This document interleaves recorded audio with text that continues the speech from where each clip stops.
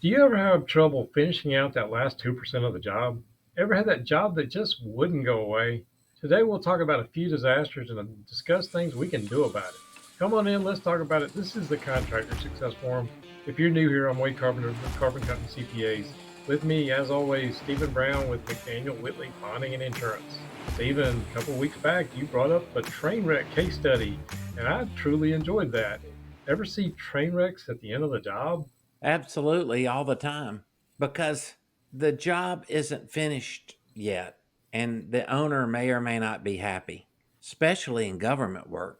There's certain funding, but there's more work that needs to be done. How many times have you bid a job where there's a base bid and seven or eight alternatives? Those alternatives aren't there for fun. The base is the bare minimum they have to operate, and the alternates what they really need and they really want. So that's what owners do, especially in today's funding environment. Every municipality, every federal contracting job almost always ends up with more work that needs to be done. And if they like the work that you've done so far, they're going to negotiate with you to do more.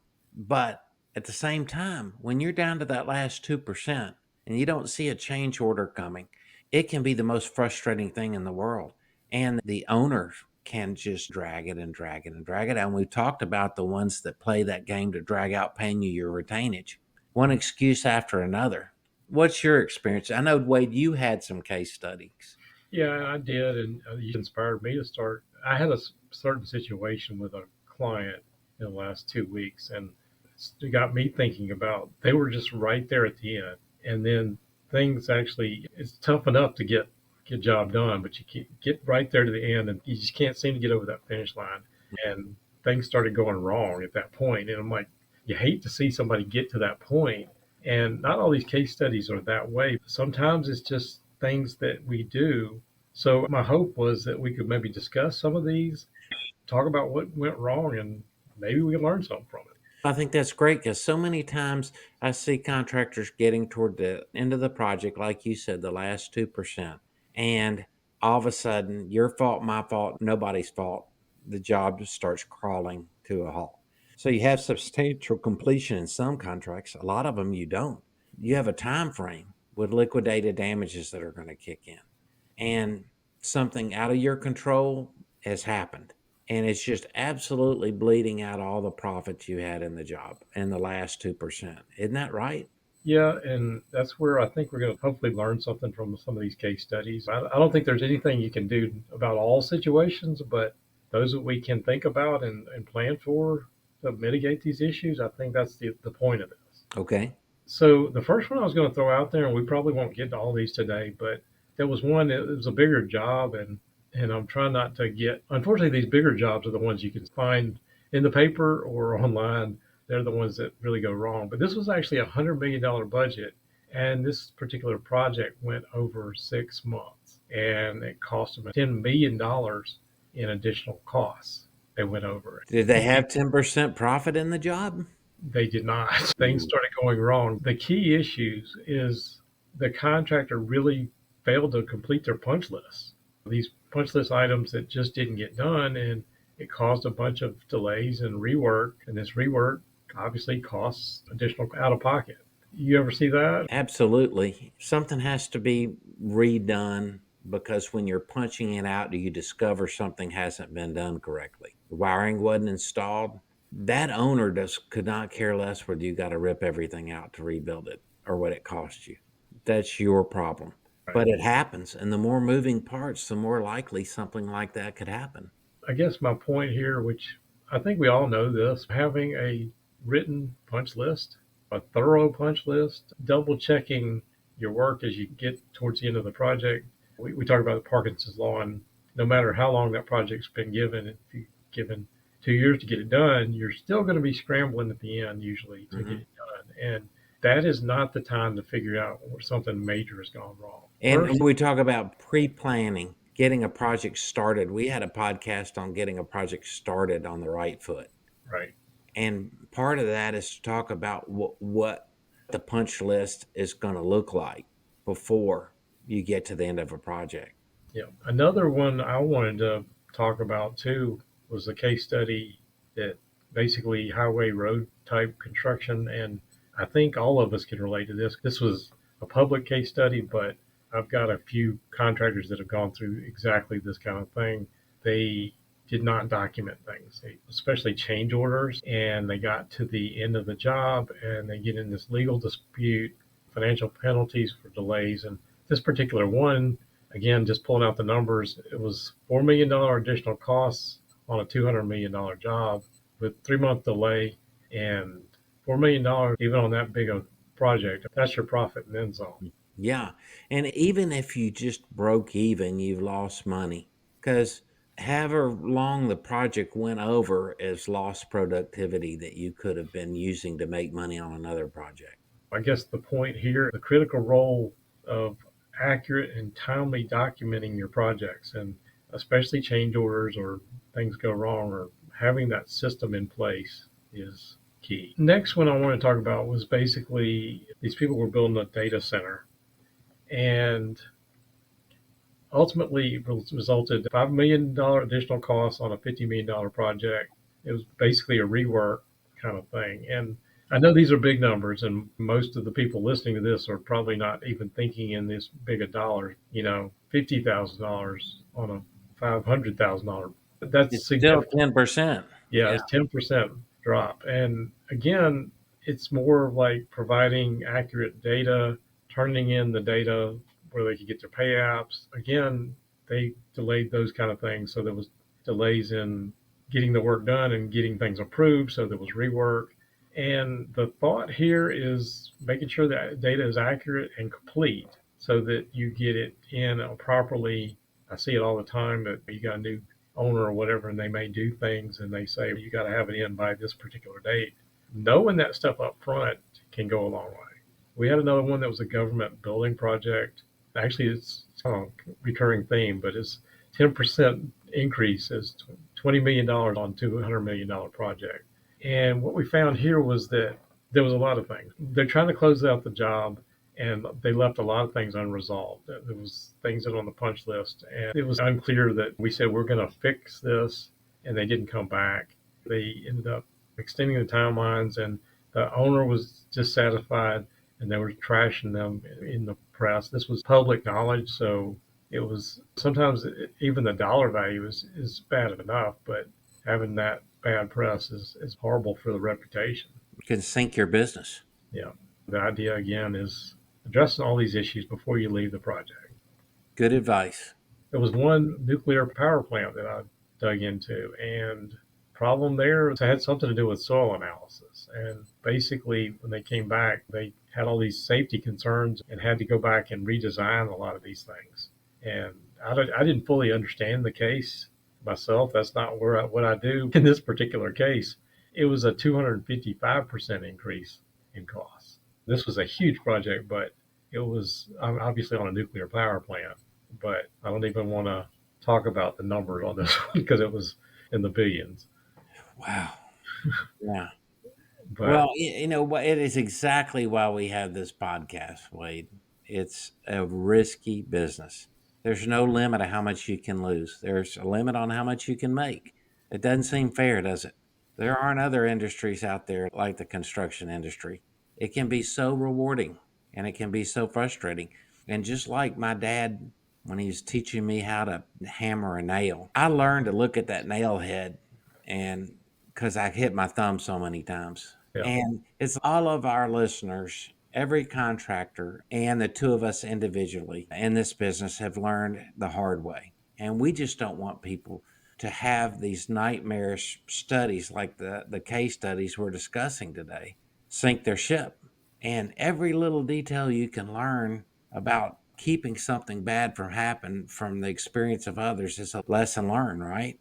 absolutely. And I think the lesson here actually goes back to what you said just a minute ago, or starting the project off. This particular one I'm talking about here, just doing a thorough and accurate initial assessment and documentation of the project would have resolved this one. But this was a huge rework that cost a ton of money and a lot of headaches. It could have been a lot of chiefs and not enough Indians. It could have been poor communication. But either way, paperwork wasn't done. Paperwork is there for the owner and for you to gauge whether the job's progressing, right? Right. Again, just really quickly looking at some of these case studies, and I've got some more that actually fit with these too. But punch lists, unresolved issues, the deficiencies on the jobs, the documentation is inaccurate or poorly done, the data management, and those kind of things where we have rework from these project delays. All these things come into play. So let's talk about some of the consequences real quick. I think they're obvious. You got any thoughts on that before I jump into it? No, because I don't want this podcast to be a downer. Unfortunately, other people's failures are definitely something you can learn from. Again, it's not trying to be a downer, but what can we do to avoid these problems? Because I'm sure a lot of these people, maybe not on the same dollar value level that I'm talking about in these case studies, but the consequences are obviously the financial losses. We end up with these legal disputes that can take years. I see all these legal battles and consume your life and take years to resolve. It's like hitting your thumb with the hammer. You don't have to go through these legal battles very often before you're just not going to let it happen again.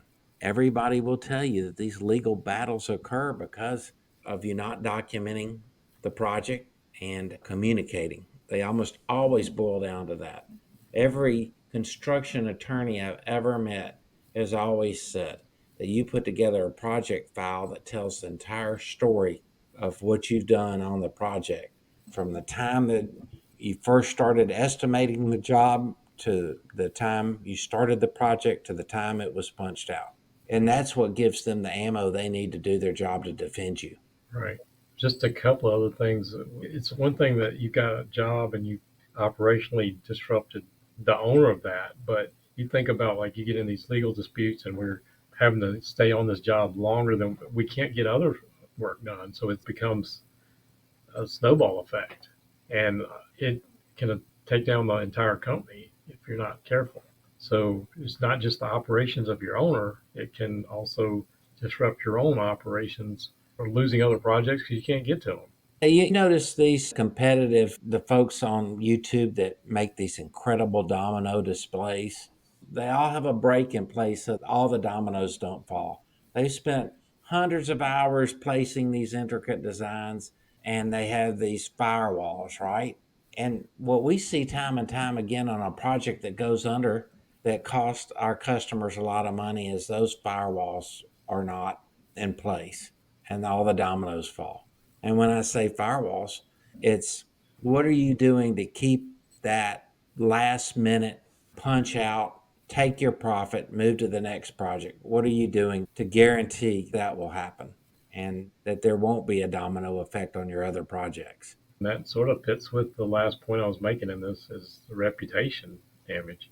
I had one client that had several people doing projects at the same time. And I still believe the owner was in the wrong on this particular one, but they went around town trashing these people and they had all these other jobs and they ended up losing the trust of everybody else and everybody else started pulling their jobs. It's sad, but again, sometimes just wrapping these things up, a lot of that particular case was documenting change orders and Mhm. had delays on the project, but they actually really did a good job on it. The Yeah, reputation but was important. contracting officers, owners of construction projects, they all talk. Yeah. So let's just talk about best practices and End up on a happy note. yeah, absolutely. And one of the easiest things we talked about already is how do we fix this? A detailed closeout checklist. You probably have a standard one for your construction company or a particular type of job.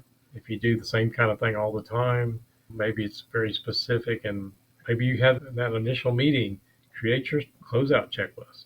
And if they're specific to that job, write it up to begin Mhm. with. That's right. Um, Checklist is no good if it doesn't apply to finishing out that specific project. It's worthless. Again, the documentation, we talk about it all the time. This particular one I was talking about with change orders, our first year, we had one guy in there was taking pictures, and a lot of contractors have done a pretty good job of that, but they don't have a system for that. But documenting it some kind of way, whether you're writing it up or taking pictures or having these job meetings, and I've started transcribing these notes from the meetings. goes a long way. Transcribe the notes and recommunicate the things that you saw were positive in that meeting and ask what other people thought about it. And you ask, you'll get. You don't ask, you don't get. Another thought is making sure you're communicating properly with the owner or the stakeholders in the job. When you're not talking, that's when problems happen. And if something comes up, it's better to, I always say, better to give them a heads up before things snowball. Already before you get to the last 2% of the contract. You should be really happy with everything. And you have to be on time and on schedule. So, contracting, you have to do it perfectly over and over again, don't you, Wade? It's a very challenging business. I don't know there is perfect in construction thing. There's perfect in the mind of the engineer, there's perfect in the mind of the architect, there's perfect in the mind of the owner. You're absolutely right. But one of the things that's key to getting to that last 2%, I think I told this story before, but supply chain, you know, it's one thing to make sure your subs are going to be on the job when you need them and all that stuff. And that's project planning. But there have been things like there was one in particular I remember as a multifamily thing, and had something to do with a sprinkler head, specific sprinkler head that had to come from China or something that was a specific model, and it held up this one particular contract for 9 months, and it was over $1 million of retainage. 9 months. Yeah. There's so many of those stories Yeah, during the nightmarish supply chain issues that it's amazing. If it wasn't for technology able to move quickly to get things moving back in the right direction, I don't know how they did it. I really don't know how the distribution chain has been able to recover as well as they have so recently. A lot of people may say it hadn't recovered. It just depends. But that's a great point, Wade. yeah, that's a perfect example of this last 2% because it's like this one sprinkler head. It had to be a specific model, and the fire marshal would not sign off on it. It was Yeah. a big hardship for my contractor, but Planning punch lists. You're operating in a new territory. You don't know how picky that fire marshal's going to be. Or maybe you do, but you know what the code is and you know what they're going to ask for. And you don't assume that they're going to take anything less than what they're demanding for a millisecond. You just can't assume that. If you're fortunate, maybe they'll be flexible, but that almost never happens, does it?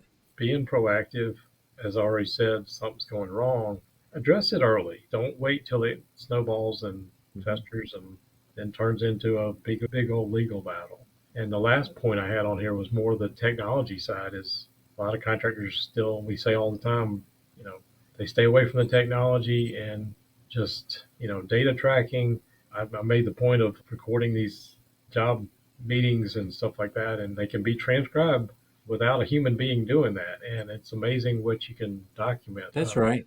How would you be able to survive if your material suppliers weren't embracing technology to do their job the best they could? It all flows downhill. Again, just having good data and being able to track it, and technology can go a long way to that, or just even just setting up the basic systems. Okay. So those were my main thoughts on it. If you had any other ones, I'd love to hear them. I think we touched on a lot of them. And I think it all boils down to pre planning and better communication for the last 2% because you are so right on the money. The last 2% of a project, the last 2% that costs you 10% and your gross profit is 5%.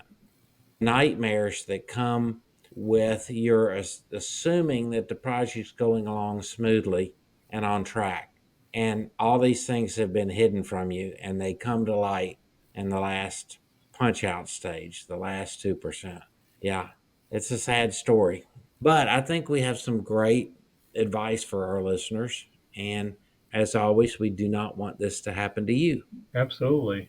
If you've got any thoughts or feedback of things that we didn't put on the list or examples of things that you've seen, we'd love to hear about it in the comments. Drop them in. Love to hear from you. If you got questions, I wanted to thank you all for listening to the Contractor Success Forum. Get more on the show notes at contractorsuccessforum.com or the Carpenter CPA's YouTube channel. And we would appreciate it if you consider liking, subscribing, sharing the podcast, and follow us every week as we post a new episode. And we will look forward to seeing you on the next show. Have a great week.